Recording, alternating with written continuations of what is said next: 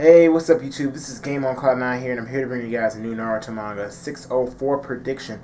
And in this week's Naruto chapter, of course, it was a okay chapter. Didn't really get like a ton of information like I would have liked to get, but we did get a few things here or there that really need to be answered, and they finally were answered, which I'm pretty happy about. So I'm gonna go ahead and give a quick synopsis of this week's chapter, and then after I give a quick synopsis, I'm gonna go ahead and talk about, of course, the things that stood out to me the most, and then give my prediction. But anyway, the chapter started off, of course, with us seeing Obito, and he's, of course, trying to still escape Madara's lair, as we all saw, like in the previous chapter before this, we saw him sliding on the ground. But at this point, it appears as though he can move around a lot on his own. It just seems like his arm is not functional just yet. So we see that the Zetsu parts on his body are starting to actually, I guess, merge with his body now and actually are functional. So we see actually two Zetsus appear in this chapter, which, of course, took me a little bit by surprise. I mean, not the fact that White Zetsu appeared, but the Spiral Zetsu took me by surprise because I wasn't really expecting to see a Spiral like Zetsu. I mean, we did see a Spiral like fleshy clone hanging from the Ghetto Maso, but we didn't see it actually moving around or anything like that. So that's why I was a little bit surprised by that. But of course, there's a little comedy in this week's chapter, especially with the Spiral Zetsu and White Zetsu, and they were completing each other's sentences, which some of you may or may not have liked. I didn't mind it too much, although I do want to get more down to the point of what's going on. But I think the pacing maybe is kind of a bit slow with this, these flashbacks, but I feel like in a sense, it's kind of needed in order for it to develop better. I don't know if anybody gets what I mean, because if you make this type of flashback go too fast, and it's going to make Obito's transition into becoming Tobi, the guy with the mask, the guy who wants the whole Moon's Eye plan, kind of not make sense as much, or, at least be less believable. And anyway, of course, we saw the comedy between Zetsu and Obito, and it gets to the point now where Obito and Zetsu, he's talking about how they're talking about how they heard Obito talking about Ren and Kakashi in his sleep, and you can just see that Obito really wants to get back to Ren and Kakashi, which I think is really key. That he at this point he still really cared about Ren and Kakashi. So we actually see Obito actually start training. We see him, of course, training up, getting stronger, trying to, move his arm, trying to get it to be functional, and he's standing on his own 2 feet. We see him jumping around during the chapter. And one thing that kind of took me off guard is, I don't know if anybody noticed the panel where Obito, it almost looked like he was doing like Mokuton. And the reason why I'm saying why he was doing Mokuton, because if you saw Obito have his hand out like this, I think, and we saw him like kind of like there was like a stick right there coming from his hand. And not only that, but I also noticed that when he was balancing, the stick was still in his hand. I mean, you could say that, oh well, he was just, he found a twig somewhere, but I don't know, I kind of feel like maybe he made that, so maybe Tobi has the ability to, or Obito has the ability to use Mokuton. But anyway, of course, towards the end of the chapter, Zetsu comes up to Obito and actually says to him that Kakashi and Ren are in trouble, since Zetsu knows that he cares about Kakashi and Ren and that sort of thing. And Obito decides he's going to go to the rescue and save them. He tries to break the boulder. Couldn't do it, of course. His arm completely falls apart. And then that's when the Spiral-like Zetsu decides to step in and say that, he can become, Obito's body, or he can, use his body. Which, honestly, I was trying to put my finger on it for the longest when I read this chapter. Because actually, I read this, late last night.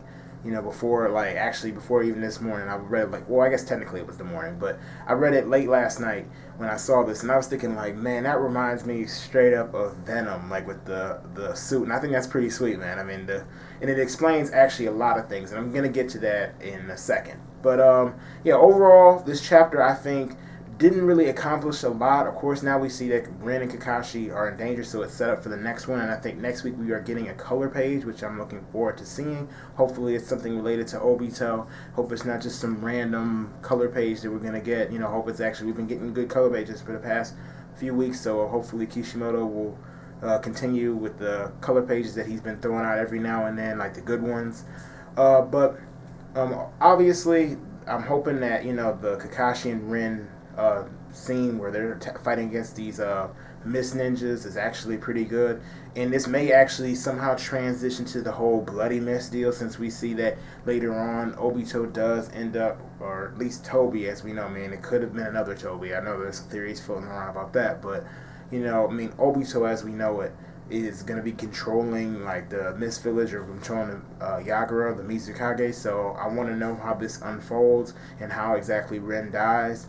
And that's really what I'm most likely looking forward to next chapter. And likelihood is I believe that we will go to that. As far as like my prediction goes, we probably Obito will get there. I'm like, obviously, I don't think we're gonna get every little bit happen in next week's chapter, but I'm thinking that maybe next week's chapter will probably end on like a cliffhanger or something of Ren being in trouble, you know, and Obito having to stop it or something. Because I mean, this is something that seems like Kishimoto is going to take a little bit of time to unfold, which I'm happy about, of course.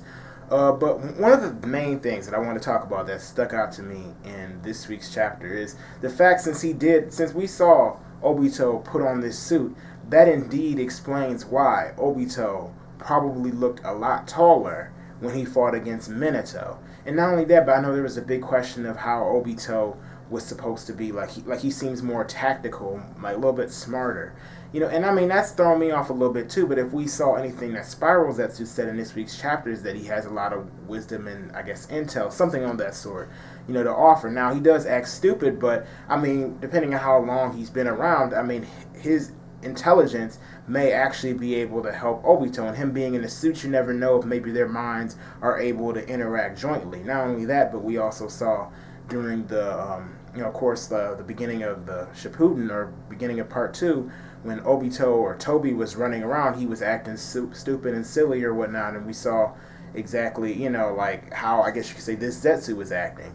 So that's definitely, oh, not only that, but Zetsu, he actually said in this week's chapter, you know, talked about, you know, I don't know if he said Obito's a good boy, but I know he said good boy at the end of the chapter. So, I mean, that's pretty key right there. That probably is what Obito's been using all this time. Even probably up until this point, he's been using this Zetsu's body.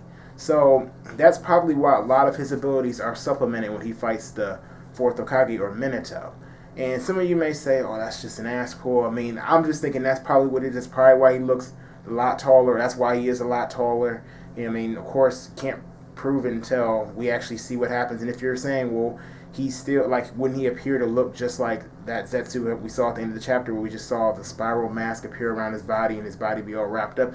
Well, if we know anything about Zetsu, period, we also know that Zetsu can transform into whoever he wants based on the chakra. So it wouldn't be hard for him to mimic Obito's facial features, since Zetsu's known for doing a perfect clone.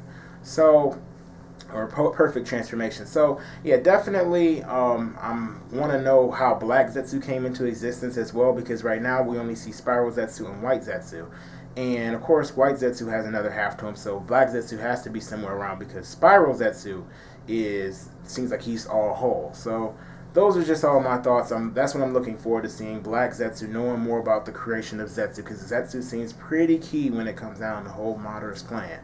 You know, so anyway, thank you for watching this video, guys. I hope you guys did enjoy it. Please don't forget to rate this video. So if you did like this video, you can put a thumbs up.